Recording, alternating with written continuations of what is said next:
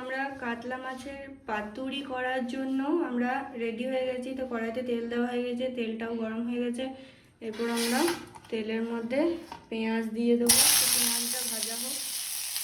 তো আমরা পাতুরি করার জন্য খুব লাল করে পেঁয়াজটা ভাজবো না। এরপর আমরা করে রাখা মশলাটা দিয়ে দেবো। এখানে আদা রসুন গোটা জিরে নিজের হাতে সিলে বেটেছি আমি।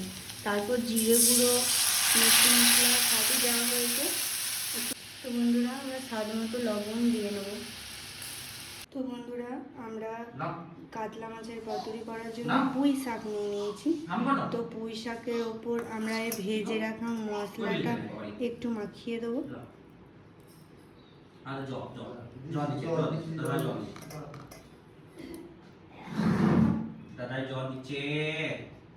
মশলাটা ভেজে ঠান্ডা করে নিয়েছি।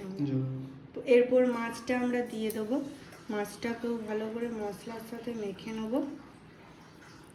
মাছটা আমরা ভালো করে মশলার সাথে মাখিয়ে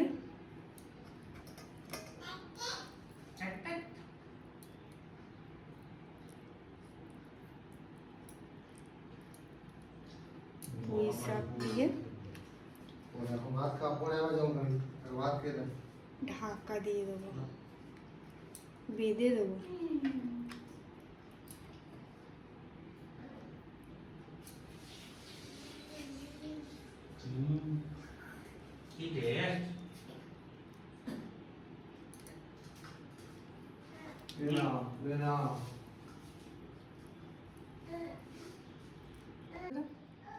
তো বন্ধুরা আমরা পুঁই শাকের উপর মশলা দিলাম, তার উপর কাঁচা লঙ্কা দিলাম।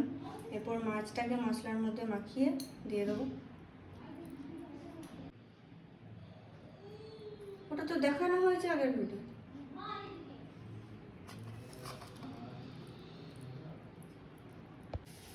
তো বন্ধুরা আমরা পাতুরি করার জন্য কাতলা মাছগুলো মশলার সাথে মেখে পুঁই শাকে বেঁধে নিয়েছি। এরপর আমরা এগুলো তেলের মধ্যে ভেজে নেব।